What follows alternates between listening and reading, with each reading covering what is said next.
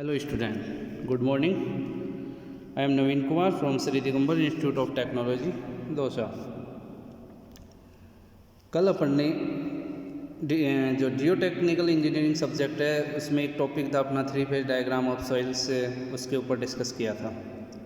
उसकी कुछ basic definition थी, उनके ऊपर डिस्कस किया था। आज उसी को आगे कंटिन्यू करते हुए कुछ 3 फेज डायग्राम पे ही रिलेशनशिप रिलेशन आते हैं, वो क्या हैं उन पे डिस्कस करेंगे।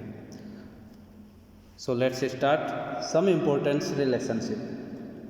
First of all, relation between WS, WW and W। WS तो क्या है यहाँ, वेट ऑफ सॉलिड, और WW क्या है, weight of water, and W all of weight. जो अपना 3 फेज डायग्राम में, ब्लॉक डायग्राम में शो हो रहा है वो पूरा वेट। तो अपने को साइड में 3 फेज डायग्राम का ब्लॉक ड्रा है, जो कि ये अपना डायग्राम है। इसमें वेट को शो किया है और वॉल्यूम को शो किया है। तो फर्स्ट जो अपन ने लिखा है W equal to WS plus W plus WA। अगर टोटल वेट अगर देखते हैं तो वो अपना 3 चीज़ों से मिलके टोटल वेट आता है। First WS, WW plus WA। लेकिन WA इज इक्वल टू यहाँ क्या है, 0। क्यों है, क्योंकि ये एयर का वेट है। तो एयर का कोई वेट नहीं होता है, इसलिए ये क्या है यहाँ 0। तो जो टोटल वेट होगा वो WS और WW का होगा, मतलब सॉलिड का और वाटर का। तो इसी को आगे कंटिन्यू करते हुए WS यहाँ पे अपन ने कॉमन लिया। WS कॉमन लेने के बाद 1 प्लस WW अपॉन WS बचता है। अब अपन जानते हैं कि W इज इक्वल टू क्या होता है, WS upon WW upon WS। तो यहाँ पे WW अपॉन WS की जगह अपन ने क्या रख दिया, W। तो क्या बन गया, W is equal to WS 1 plus W। अब इसी को अगर अपने को वेट ऑफ सॉलिड के टर्म में लिखना है तो अपना निकल के आता है WS is equal to W upon 1 plus W। तो ये एक फॉर्मूला अपने को यहाँ ड्राइव हो जाता है, फॉर्मूला निकल के आता है। ठीक, अब जैसे नेक्स्ट है relation between E and N। मतलब रिलेशन है वो वॉइड रेशियो और पोरोसिटी में रिलेशन है।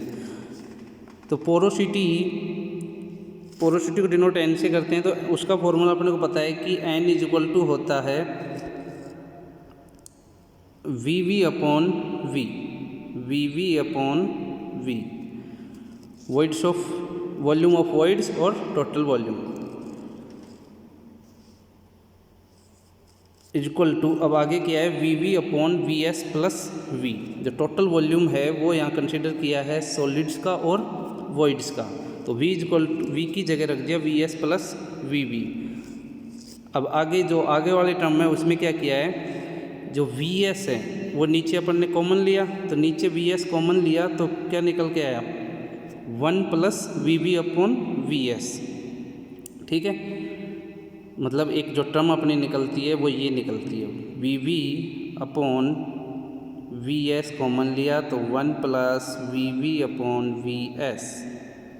ठीक है, अब आगे क्या किया कि VS से, किससे, VS से ऊपर नीचे अपन ने क्या कर दिया, डिवाइड कर दिया। ऊपर भी VV के भी डिवाइड कर दिया और नीचे भी डिवाइड कर दिया।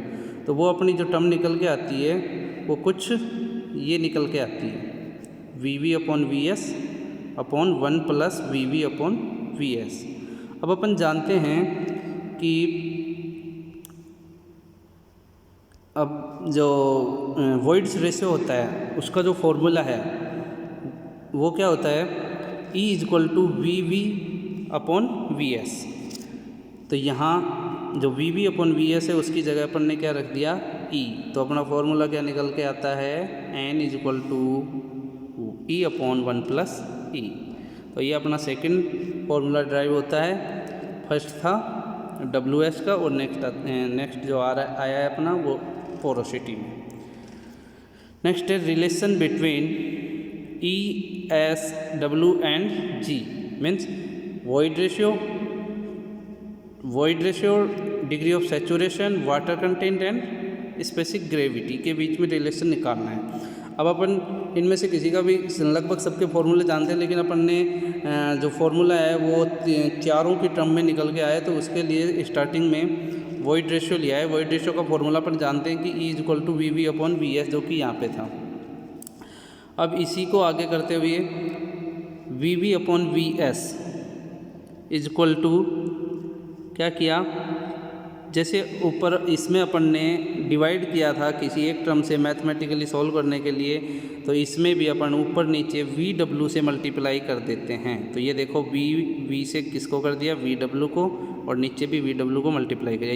ये क्यों किया, क्योंकि ये अपने को आगे एक अलग फॉर्मूला निकल के आता है। तो आगे देखो क्या किया, वी डब्ल्यू, वी वी और वी डब्ल्यू जो ये वाला पार्ट था, इसको तो सेम वैसे ही रख लिया, सेम वैसे ही रखा है, और जो we W upon V S है उसकी जगह ये कुछ फॉर्मूला लिखा। अब ये अपनी वैल्यू कहाँ से आई, ये वैल्यू आई,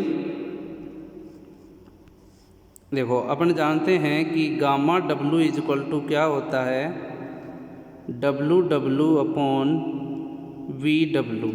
अब अगर वी डब्ल्यू का वैल्यू निकालना है तो वी डब्ल्यू का वैल्यू आ जाता है अपना W W upon gamma W. तो इस वी डब्ल्यू की जगह अपन ने यहाँ क्या रख दिया, W W upon gamma W. इसी तरह जो वी एस है उसका भी फॉर्मूला क्या होता है, gamma S is equal to W S upon V W. तो इस यहाँ पे भी वही अपन ने निकाला है। तो ये अपना पूरा टर्म निकल के आ गया, W W upon gamma W upon W S upon gamma W. इसी को अब आगे करते हुए V V upon V W, जो कि इस टर्म को ऐसे कैसे रखा, और W W upon W S को भी ऐसे कैसे रखा। अब आगे जो अपॉन में था ये गामा डब्ल्यू और ये गामा एस है, तो इसके लिए अपन जानते हैं कि G इज इक्वल टू क्या होता है, gamma S upon gamma W. ठीक है, G S is equal to क्या होता है, gamma S upon gamma W. तो यहाँ पे अपन ने वही टर्म लिखी है, मतलब जी को यहाँ जी एस बोल दिया और जी एस की वैल्यू को यहाँ पे पुटअप कर दिया। मतलब ये जो गामा एस था, इस गामा एस की जगह gamma S is equal to क्या हो जाएगा, G S into gamma W. तो यहाँ गामा एस की जगह अपन ने क्या रख दिया, जी एस इंटू गामा डब्ल्यू, जो कि ये यहाँ पे रखा है। ठीक है, तो ये अपना यहाँ पे निकल के आता है G S into gamma W upon gamma W. अब आगे अपन जानते हैं कि जो डिग्री ऑफ सैचुरेशन है उसका फॉर्मूला होता है, उसका formula V W upon V V होता है एस का। तो वहाँ पे ये जो था V V upon V W, इसकी जगह क्या हो गया, 1 अपॉन एस, और W W upon W S equal to होता है डब्ल्यू, और जी एस इक्वल टू होता है गामा एस अपॉन, मतलब गामा डब्ल्यू से गामा डब्ल्यू तो कट गया, लेकिन यहाँ पे जी एस बच गया। तो इसी को अगर अपन एक आगे सोल्व करते हैं तो अपना क्या निकल के आता है, S E is equal to W into G. ठीक है स्टूडेंट।